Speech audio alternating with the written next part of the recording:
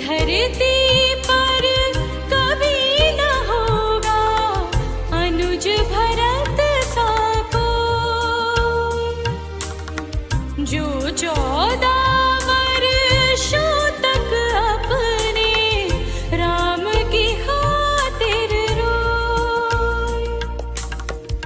ऐसे सब भाई भाई के जुड़े हो मन के तार, अमर है राम भरत का प्यार, अमर है राम भरत का प्यार।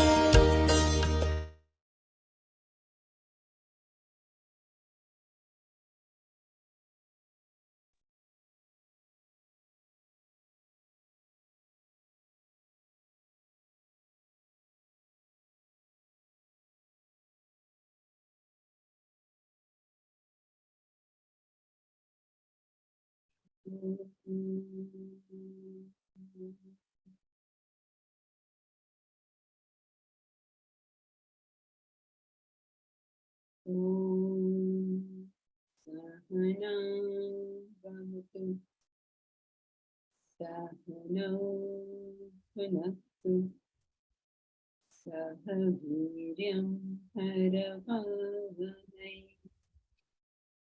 तेजस्विनावधीतमस्तु मा विद्विषावहै। ॐ शान्ति शान्ति शान्तिः।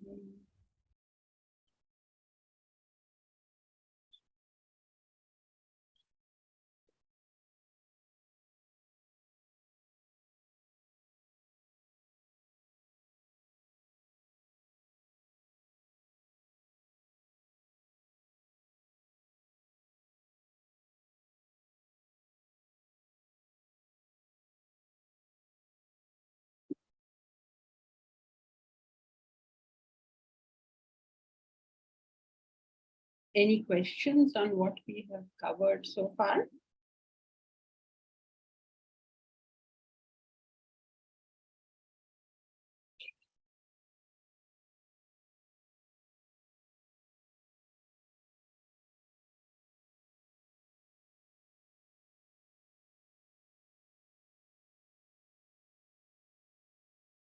So we have been studying how all knowledge, gaining of knowledge, is merely effacing of ignorance and not actually gaining knowledge. The distance from the self, or the degree of ignorance that we have of the self, will tell us how we are bound to look at this world. It is a consequence. People think it's the consequence of experience, it is the consequence of upbringing, it's the consequence of genes. So many explanations they give for this phenomenon of why is it that somebody looks at something in a particular way and somebody else looks at it in some other way. So many explanations, but Vedanta's explanation, and you know how it sounds to you, but more satisfying as far as I'm concerned, is that it's all the distance to the self. So sattvic only means you're closer to the self. Rajasic means that you're further away, and tamasic means you're pretty much far away. So if all nature and all ignorance, all of it comes from ignorance of the self, then the question can arise as to how can ignorance be different? Ignorance is always the same, right? So how can ignorance be different? So that answer is given by the fact of past actions. The way we have acted in the past, that ignorance has gained some character. We have happened to do something and then that becomes our normal way of doing it and we just go on repeating that thing. So when the ignorance goes, that behavior will also go. All right, so, okay, so all good so far. Shall we continue?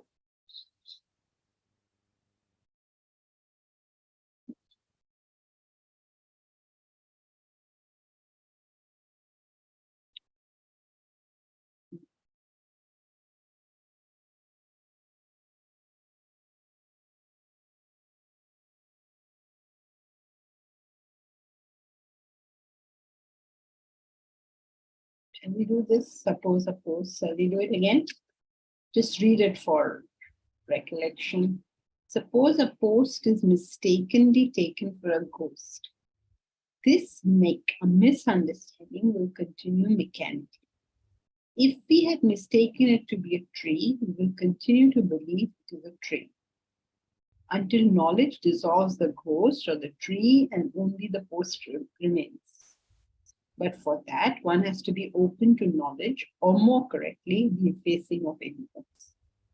When the past has a stranglehold on us, this openness becomes close to impossible. The past has a stranglehold on us. Like that. How can we be open? Because we're so fixed in something. That is why Vedanta is taught to youngsters, because there's some hope that maybe it hasn't become so fixed yet. Or well, the extremely fixed thing has not manifested yet. When the past has a stranglehold on us, this openness becomes close to impossible. Why are we not as rich or as strong or as anything as we would like? We'd like to be different in so many ways. I'd like to be slimmer. I'd like to be whatever, less fearful. I'd like to be more wealthy. Whatever in the world I think I would like to be. Why am I not that thing?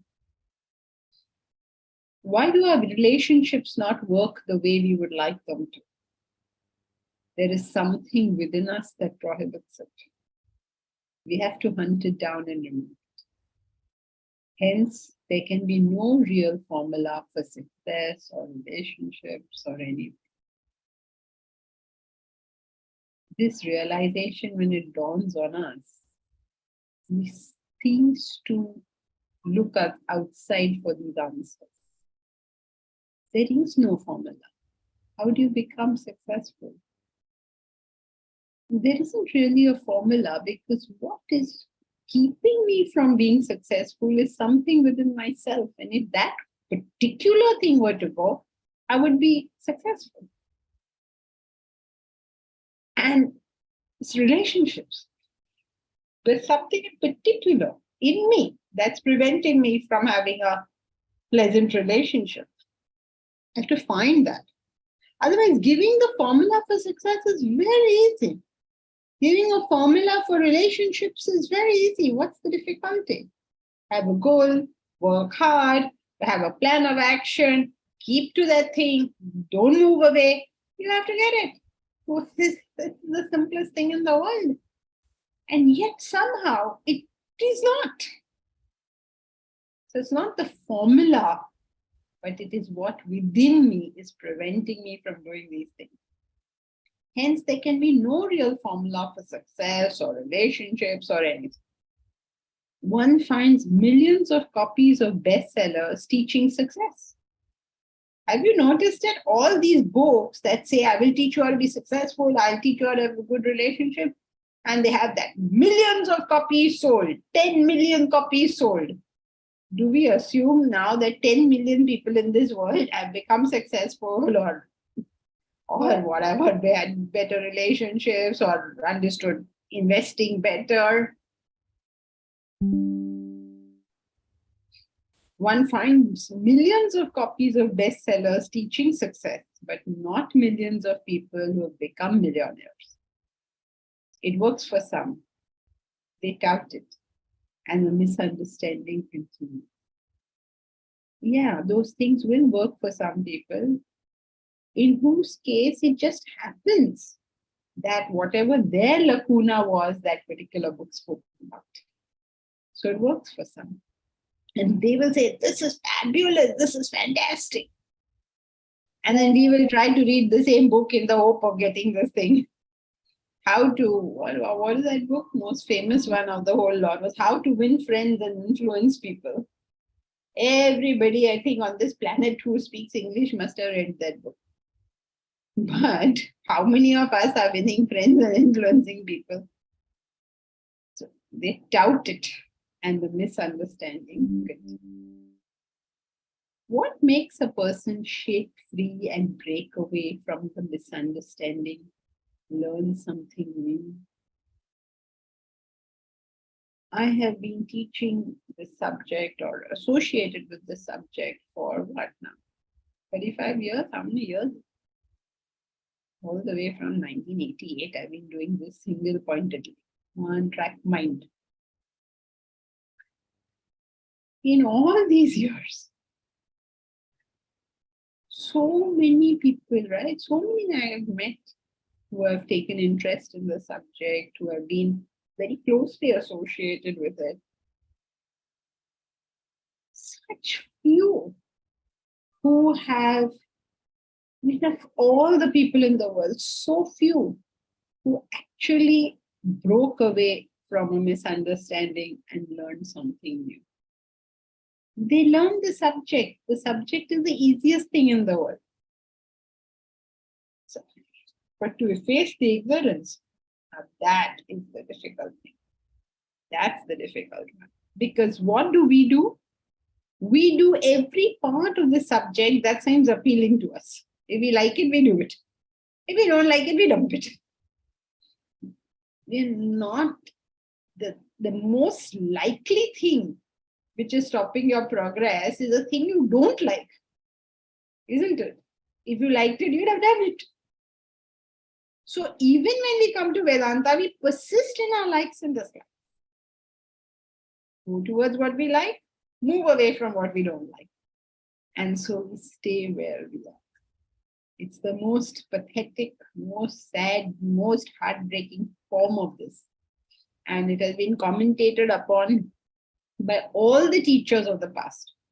Shankaracharya said, Paschanna pichana paschati mudaha. Those fools who seeing do not see. Meaning so close and so forth. That's why in earlier times, if the teacher told you do X, I don't know how familiar you are with the tradition, but if the teacher told you do X, come hell or high water, you have to do it. The words of the teacher were like God's words. They cannot be violated at all. Then over a period of time, the quality of the teachers themselves came down and they started telling their students all sorts of weird things. And then eventually the teachers found themselves in jail because you know all these stories that's going around.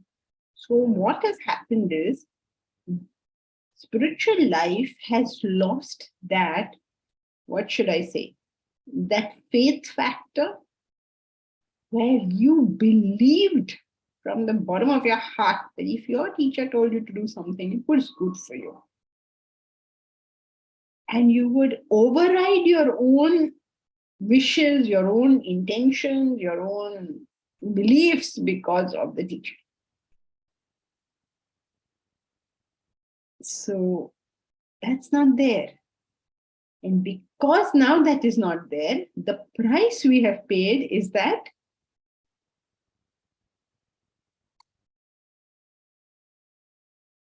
we don't grow. We have not benefited. Why not? Because you've not had faith, Shraddha. So why did you not benefit? What was the need? We don't let go of our Reshma, I only heard we don't let go then of our nature. Of our nature. Not our nature, of our Vasanas. You can't let go of vasanas. Ignorance. That's a consequence. We don't let go of our, yes, very good, Asha. We don't let go of our likes and dislikes. We will persist in doing whatever we like and then reject whatever we don't like, because what's to stop us? That is why you would have noticed that in most religious things, any religious thing that you are made to do is bound in a million rules. So strict the discipline that you're like, wow, forget it. Too much for me. But the thing is, when you live with that discipline, you get forced to do what you do not want to do.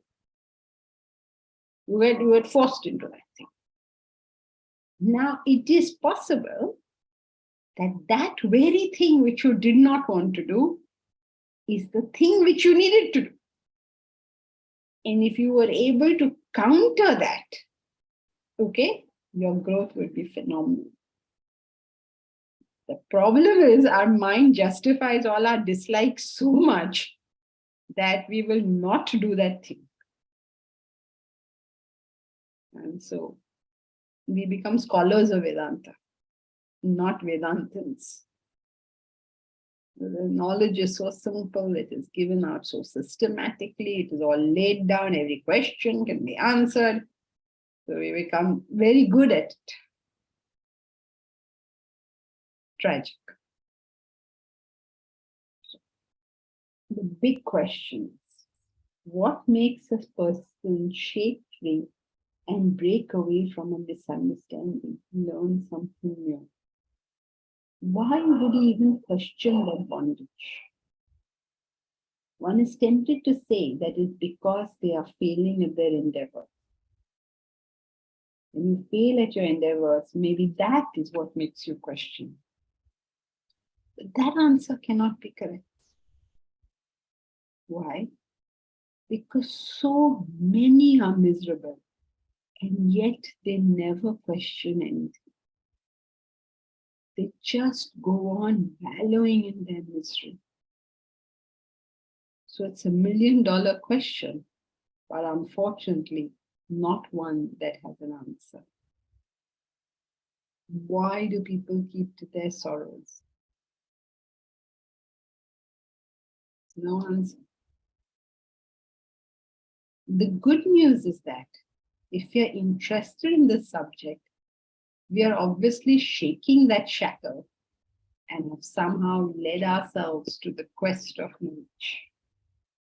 So where are we? We are in chains as much as everybody else, but at least they're shaking at our chains.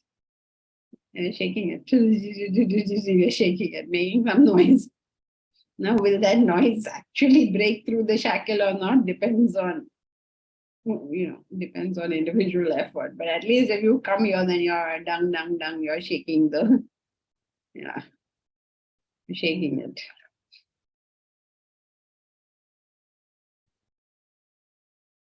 Okay, so how do we go about it? Okay, so far so good. Any questions? Shall we move to the next topic? This topic is clear, right? 3 stages of gaining. Yes, Deepraj. No, it was just a thumbs up. It was okay. Oh, okay, all right. Yeah. This is the difference in the Zoom world versus the real world. In the real world, whenever we would do this, that meant we had a question. Because this thumb represents the Atman. So even if you have a question, you remember I am the Atman. Not this one. This one means thumbs up, the drink. This one means have a question. This one, left hand means have a question. Right hand is thumbs up, the drink.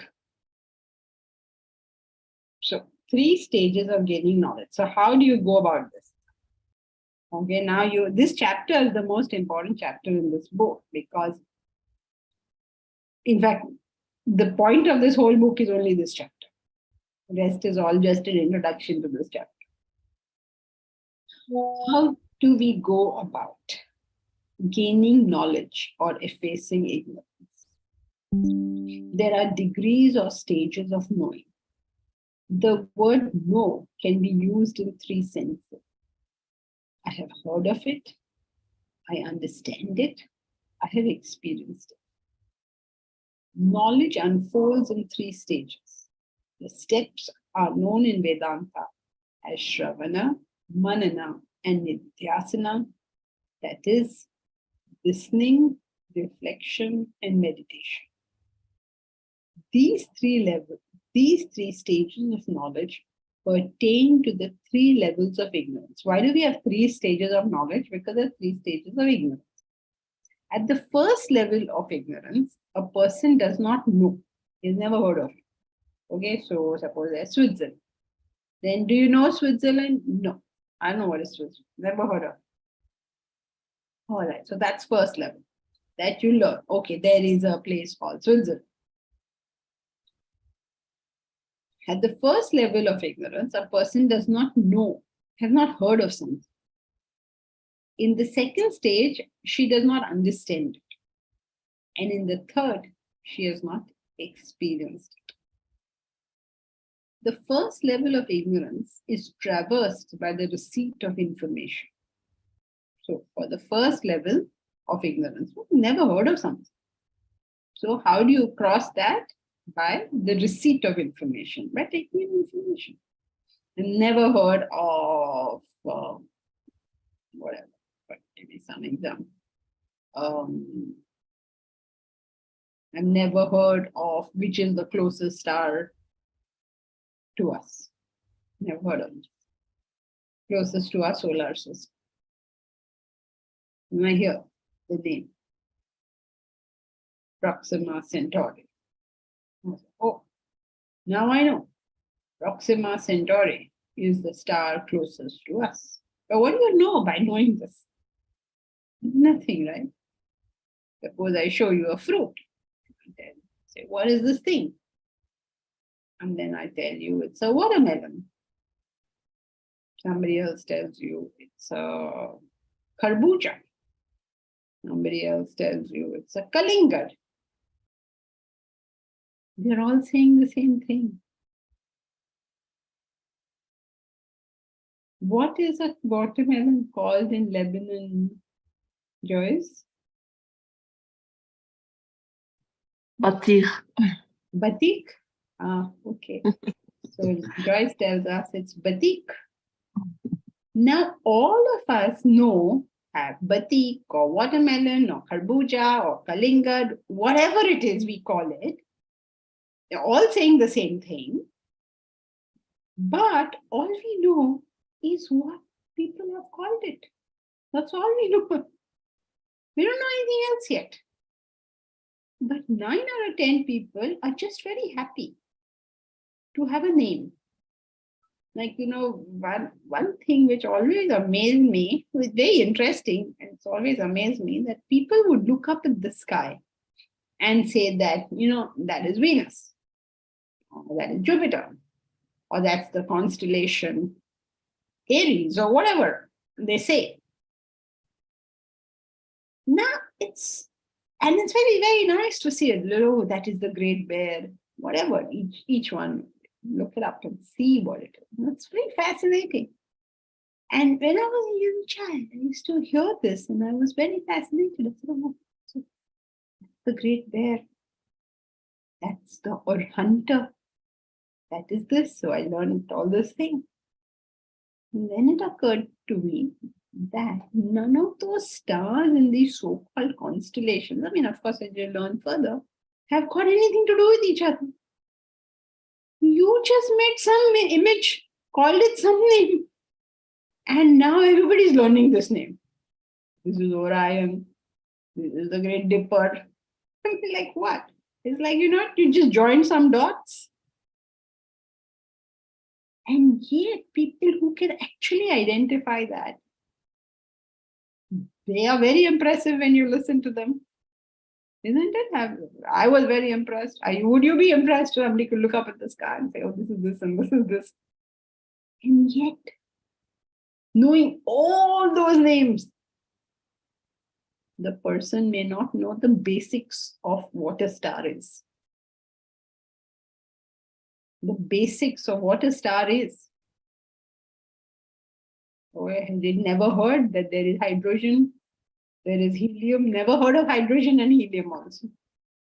All you can do is say, what are all these constellations? And yet you feel you're extremely knowledgeable. And so you are. You can call all of these constellations by their names. Isn't that fascinating? So, first step of knowledge is mere information. Okay, I know this fruit is a watermelon, or a kalingad, or a batik. So what? What do I know about it? I don't even know now whether it's edible or not edible. I know nothing. All I know is that some people have associated some sound with this particular object. Some sound that some people have used with watermelon, and some have the sound batik, and some have the sound kalingad. Depending on your geographical location, there was some sound associated with that object. And now that we know that sound, we believe we are knowledgeable. We know nothing. Now you see the problem with knowledge, that we can today go up to Google and ask any question. Or we can go to Mahesh's best friend, Ch9.8, and ask any question. And they will tell you so much information. And yet, what do you really know?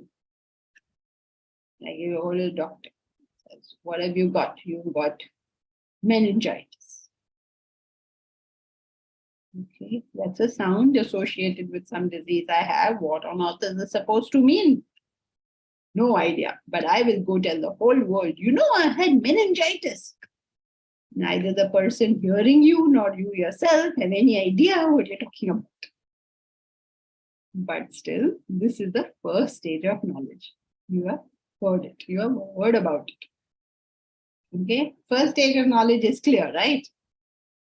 It is almost useless because it really, you've got nothing out of it. Now to get something out of it, you have to go to the second stage of knowledge.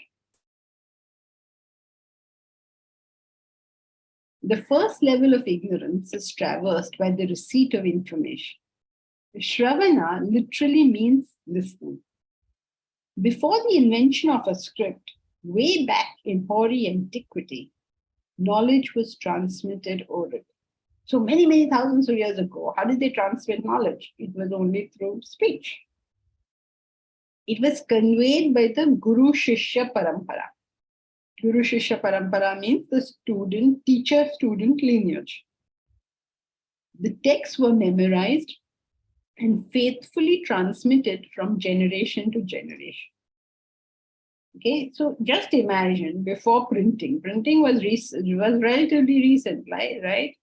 What's his name discovered how to print a book? What's his name? Gutenberg. Gutenberg, yes. Gutenberg. We went to Strasbourg this time, and Madeline took us to see the statue of Gutenberg because he happened to be there. So now we know what he looks like, though I think I've forgotten.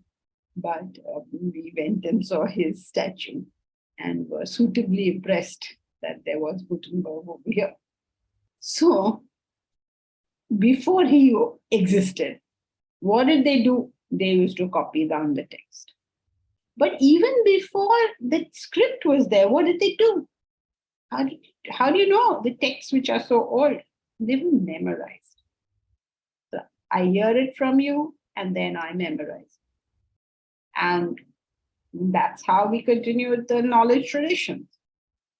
You may think, how do you know they said it right? Even the Bhagavad Gita, if you assume that it is 5,000 years old, and printing came about in whatever, in 1500. Why? When did printing start? 1500? 15th century? No, 16th century? Somewhere there. Where? 15th century, 15th. 15th century. Okay. So Gutenberg got his great idea in the 15th century. Before that, what happened? Before that, they were copying from old texts. But those texts were not very good. Why were they not very good? Because earlier there was no paper to write it on. They had to write it on leaves. The leaves would deteriorate. And very few people knew how to write. They couldn't even copy down. So before that, what happened?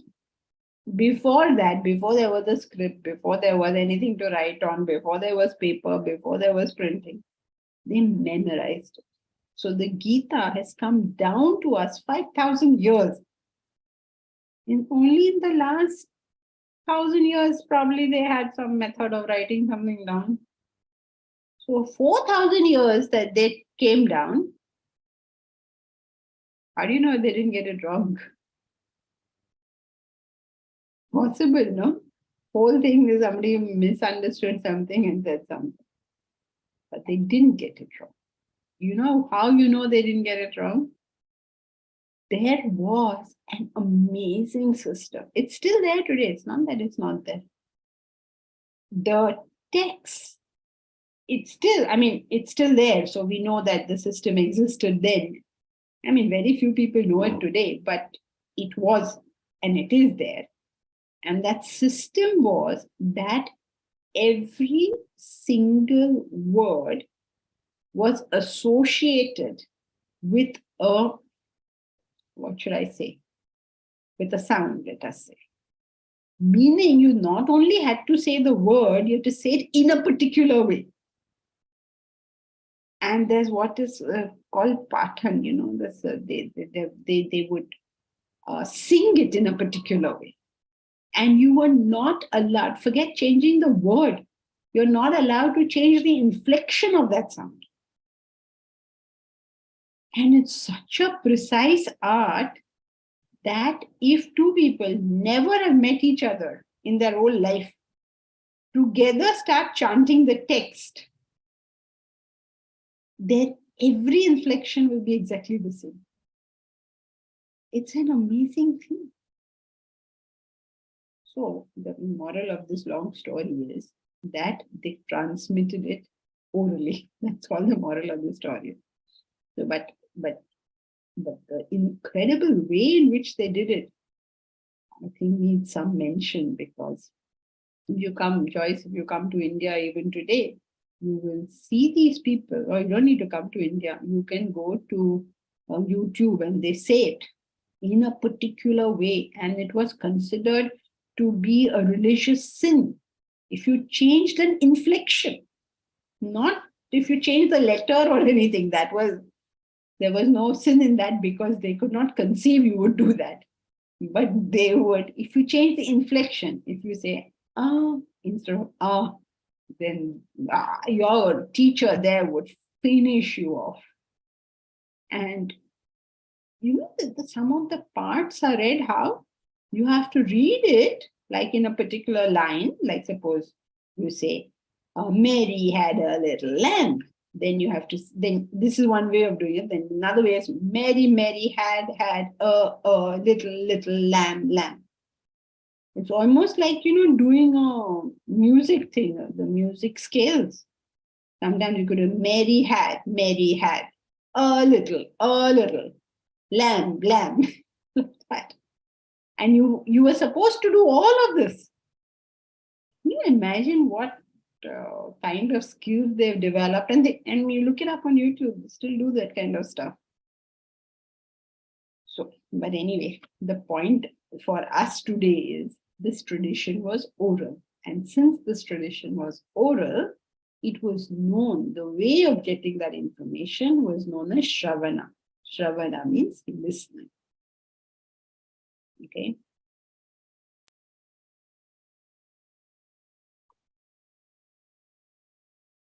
The texts were memorized and faithfully transmitted from generation to generation. Since they were learned by the process of listening, the process came to be called Shravana, listening. Today, of course, receipt of information through any source is Shravana. So even if you read a book, today you have a book to read. So even if you read a book, it will still come under Shravana. Shravana means listening, but still, even if it's a book, it still comes in the stage, in the first stage. Initially, the very facts are not known. Shravana is required in this phase of ignorance. One may not know, for instance, about Switzerland.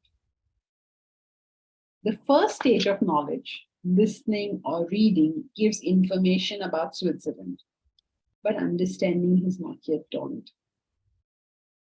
Abraham Lincoln is said to have said about somebody that he has dived down deeper into the sea of knowledge and come up drier than any other man I know.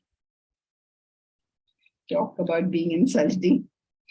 He has dived down deeper into the sea of knowledge and come up drier than any other man I know. I mean, you went so deep into knowledge, means you collected so much information, and that information had no effect on you whatsoever. So, how do you make that have effect on you? Manana means reflection, Harry. Hula in the Hawaiian tradition is taught in that way: sound, movement, story, all in harmony. Yes. That is the way traditionally it was done. In India, it was a religious duty. So it was like, I mean, even Homer's, everybody had to do it that way. There was no, Homer did it like that now. Harry tells us the Hawaiians did it like that, but that was the only way available to them. Otherwise, how do we know? Like, how do we know Iliad or something? There was no paper. It's come down as those stories. Manana means reflection. So, how do we move from stage 1 to stage 2? Through the process of manana. Manana means reflection. One reflects on the knowledge gained and understands aspects of Swiss life. Applies thought and critical reasoning to it. Contemplates the truths heard or observed. Slowly, comprehension dawns. Like Harry told us that the Hawaiian natives said this. They communicated knowledge like that. So what did we learn? We have only learned in terms of Shravana. Now we have to understand what really they were doing. We will have to do manana. We'll have to gain more knowledge and do more manana so that we get some idea of what it was. Otherwise, for us now, what is it? It's just a piece of information. We're going to forget it tomorrow. So unless we have very good memory power, probably Harry has a good memory, so he can remember it. But if he has done some manana on it, then he actually understands what that is. What is this whole hula system? How does it work? The whole gamut. So you think about it, you apply critical reasoning to it, you contemplate upon the truths heard or observed, and slowly that very superficial information starts becoming deeper in your personality. Slowly, comprehension dawns.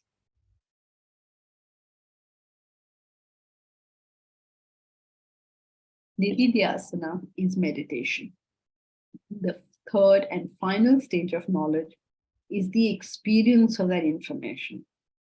By going to Switzerland, one experiences it, lives it. Whatever you have heard, whatever you have studied about Switzerland, it's simply not the same as going there and living that life. In Vedantic parlance, knowing is the third stage. This is the important thing that we have to understand. In Vedantic parlance, knowing is the third stage.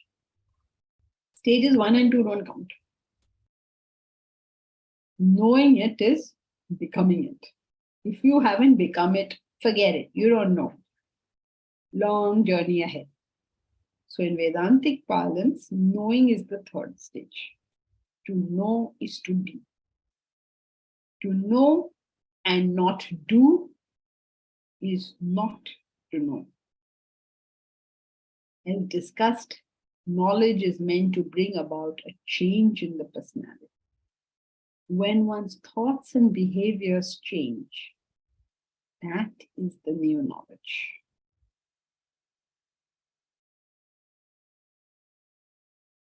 Knowledge is meant to bring about a change in the personality. What is happening to us today is that we're taking in all this information and continuing to be the same person. So what did that do? So now you become an encyclopedia. So big deal. You know so many things in this world. So what?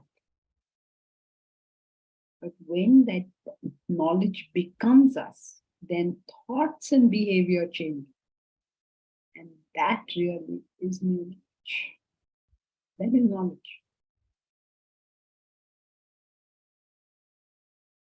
Now we're going to do all the three parts in greater detail. Shravana.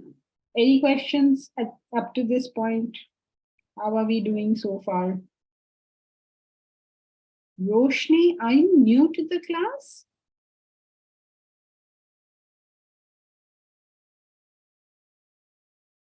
Roshni? Nilanjan, I think for you also it is the first class, right? Yes, Janki ma'am. I hope you're doing good. Thank you. Yes. Everybody else is, so you're okay, Nilanjan? Everything is clear up to this point? Yes, Janki ma'am. As of now, it's cleared. Okay. Yeah. So, okay, let's proceed. Now we're going to study about Shravana. A quote for us. Think before you speak. Read before you think. What are we thinking about when we don't have the information? Now, this is how Vedanta always seems to people like we go back and forth. We're not going back and forth. Before you execute, you must think. But before you think, you've collected no information. What on earth are you thinking about? Even in the class, if your Shravana is not perfect, if you've not heard it perfectly, then now when you start thinking, God alone knows what you're thinking about. So that's why often in class, questions are asked to make sure that at least the listening portion is correct. It is truly amazing how it is so difficult for people to take in just the basic information. For all of us, just basic information. So everyone has his own views. We have another class, a small class, where we work with everybody and make sure that their basic Shravana at least is correct. And these are people who have been studying the subject for maybe 10 years. Until today, the Shravana is not 100%, still making mistakes on basic facts. Basic facts means basic stuff that the philosophy says.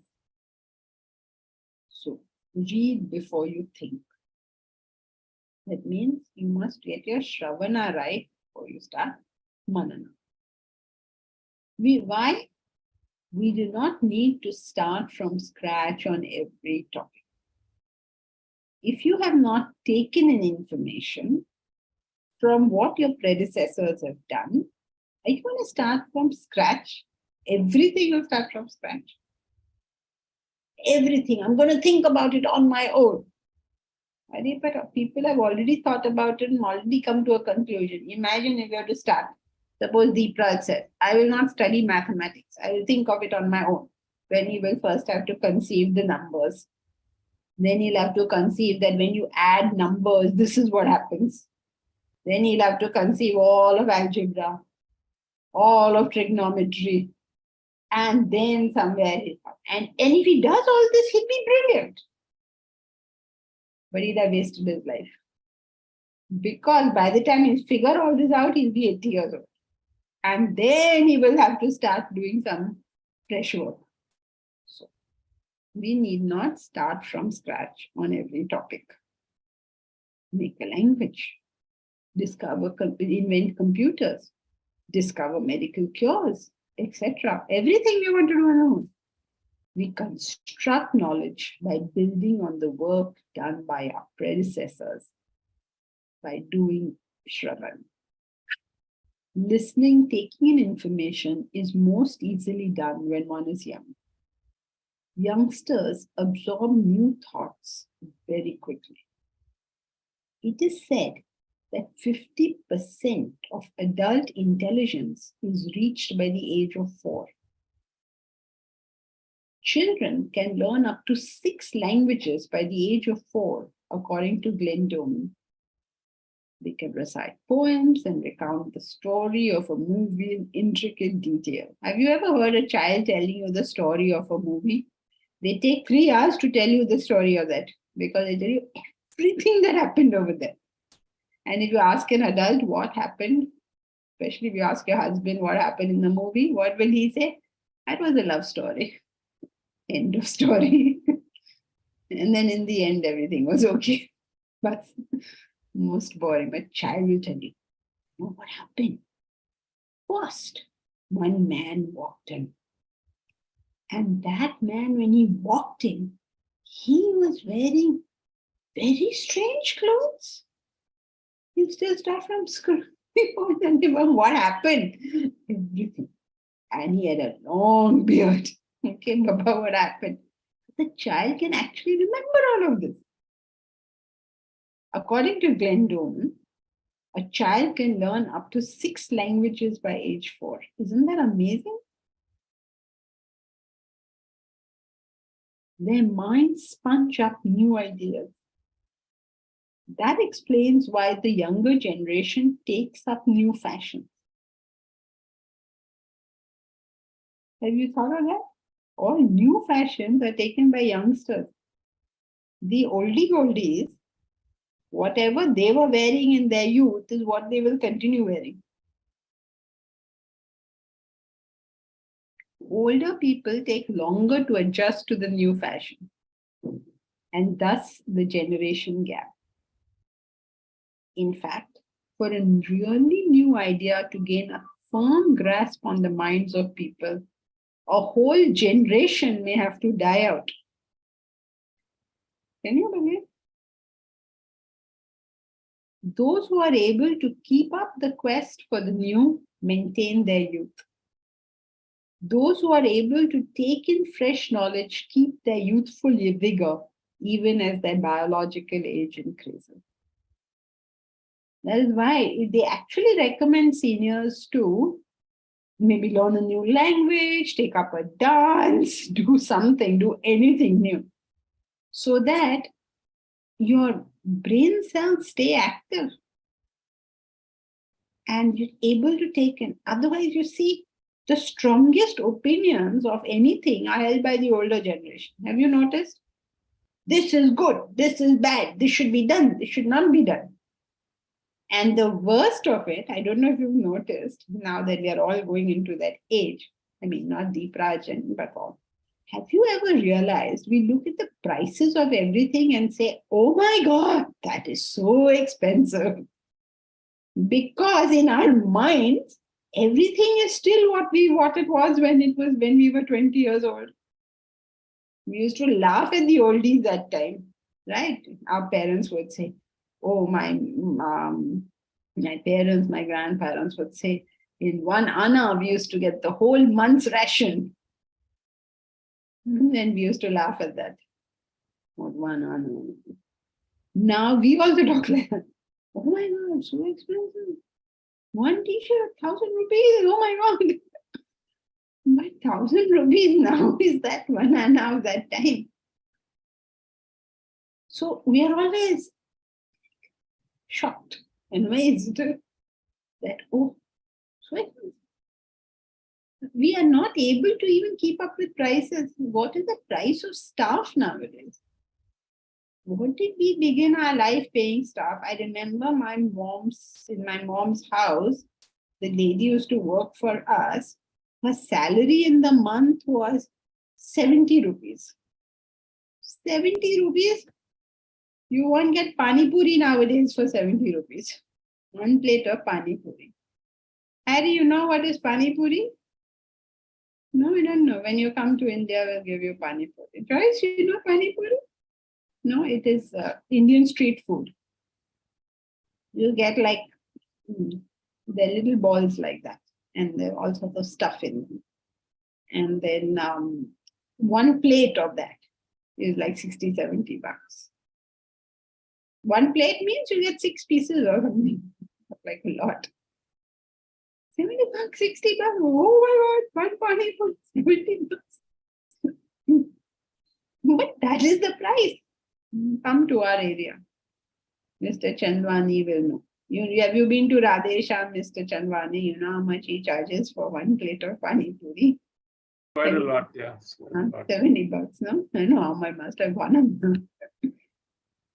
So in this area, I'm doing advertising for Radhesham. It's impossible to eat that chap's pani puri because so much nutrient. But the thing is, this lady was paid 70 rupees.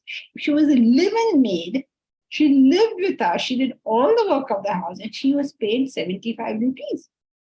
And she would get a raise every year of 5 rupees. Each year, it was raised by 5 rupees. Can you believe that? And today, we just add a few zeros to everything. So, as we grow older, we are always stuck in the past.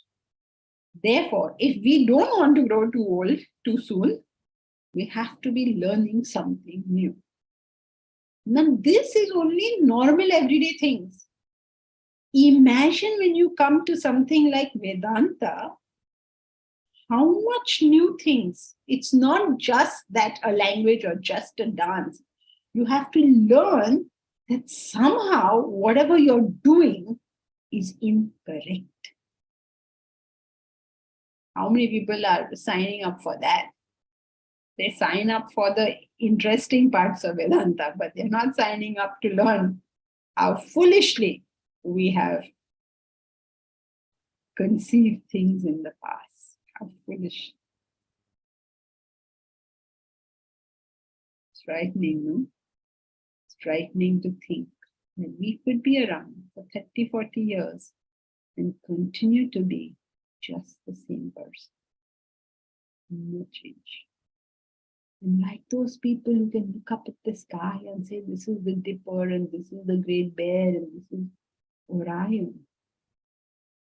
I could know all this stuff and be no closer to knowledge. So, very, very important as stage 1 to be able to at least take in fresh information so that at least I have some chance. Some chance. Because I take in the information, maybe it will occur to me at some stage that I'm saying one thing and doing another. Maybe. Maybe. There's some chance. We're just shaking those chains. No guarantee that anything will actually happen.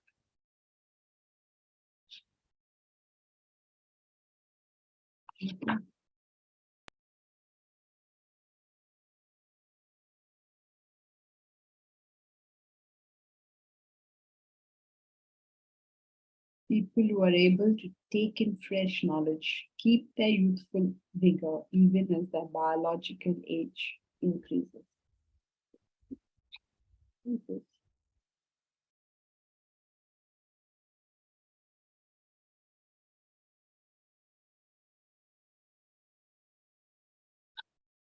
This is a quote from Khalil Gibran, and the previous quote, think before you speak, read before you think. I don't know why it's not there in the Kindle version, but it's by Fran Lebowitz. You know why it's not showing on the screen. Oh, this one is showing where it is from. Okay. So, you may house their bodies, but not their souls. For their souls dwell in the house of tomorrow, which you cannot visit, not even in your dreams. You may strive to be like them, but seek not to make them like you. For life goes not backward, nor tarries with yesterday. You know, this is on older people. They are stuck somewhere in the past. And then the new generation comes up. And their souls live in the house of tomorrow, which you cannot visit, not even in your dreams.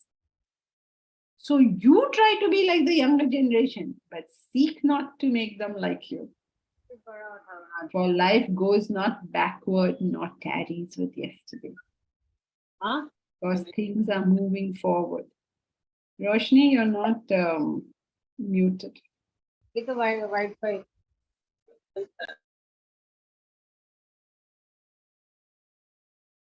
Right? So this is about how we get so stuck.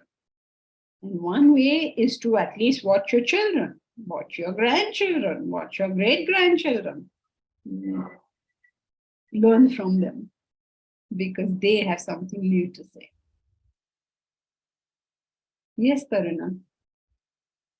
Ma'am, you said something, how foolishly we have conceived things in the past. I did not get the whole thing and not understood it. Okay, so one aspect of keeping young is, I'm just repeating that whole story, is that as you grow older, you may not be worried about it now, Taruna, but please remember that as you grow older, we get very set, like cement, concrete, it's set. Now what happens is, you can't break it, you feel like you're breaking yourself. Therefore, the psychologists and people like that, they say that, okay, you don't want to become too old and, become all decrepit intellectually. Then physically, of course, you understand exercise and all, but intellectually, then you play games, you learn intellectual games, you learn a new skill, you learn a new language, you do all these things. So you sort of stay, the plasticity of your brain continues. So that is only to explain how difficult it is in normal life to take in fresh information. Okay, because if you've crossed the age of 15, normally you don't take in any fresh information. Okay, chalo, if you all want to bargain 20. But after that, no one take in any fresh information. You want to stay with whatever is there. Right? So it's so difficult in just normal everyday living. Just the prices have changed. Simple things. Dresses have changed. Simple things. Can't take this in. They say, no, it is so bad. It is so horrible.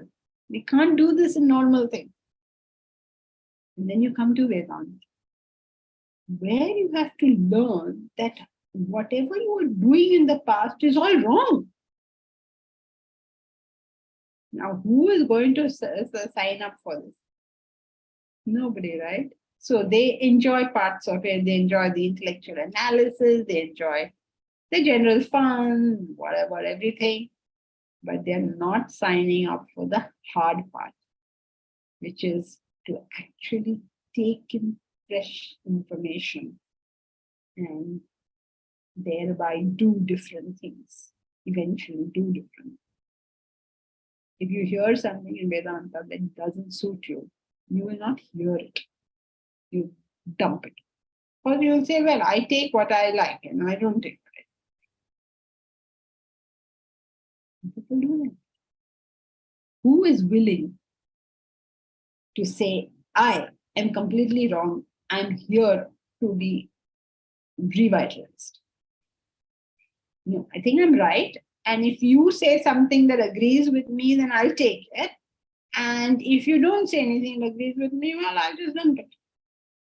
They say that I'll take all the parts which suit me and I won't take the rest. It means we cannot even understand what is wrong. Means that is our limitation. And ma'am, also you said we cannot take in fresh information. What does that really mean? Means there's so many new things, like computer weren't there. So computer came. So it's a fresh information. We learned and we adapted. And now, as you said, Ch9.8, the new things are coming. So aren't we taking the fresh information? No, the youngsters are. We are not. What do we take? My phone is my laptop, my phone have now become quite old. And really, I should be changing them. But I'm not going to. Because who's going to learn all that all over again? Some new thing they'll have again, I have to learn. Especially phone, it's so bugging. So I'm not going to. I'm going to resist.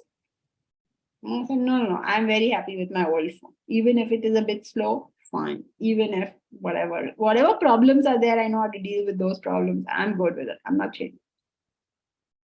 Isn't it? Why on earth would I change it? Because every time I change a phone, I have to learn a million things. Even if there's an app to be downloaded. So, oh God, when you download it, I'm going to learn something new, forget it. So there's a general resistance. Because there is naturally a general resistance because it's the hardest work. It's such hard work that only human beings do it. No other creature does it at all. To be able to think is the most difficult thing. And that is why you may notice that anybody who we think does it will always be the most respected. Like suppose there's a person who's very good at archery. Then you say, oh, very good at archery. All right? Or sings very well. Then you say sings very well. But if he thinks very well, then you put him on a different scale only. It's like all instinctively, right? Suppose somebody says, oh, he's a professor or a PhD. You say, oh, wow, what he's got. He's done his postdoc. If you assume that he's a thinker, you give him more credence. Like Lata Mangeshkar or Einstein, who will be more respected? Because they're both top of their field.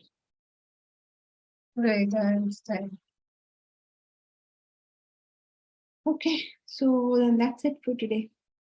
Hari Hari Om. Thank you, Janki ji. Thank you. Thank you. Thank you, Janki ji. Thank you, Janki ma'am. Hari Om, Thank you. Janki ji. Thank you. Thank you so much. Thank you, Janki.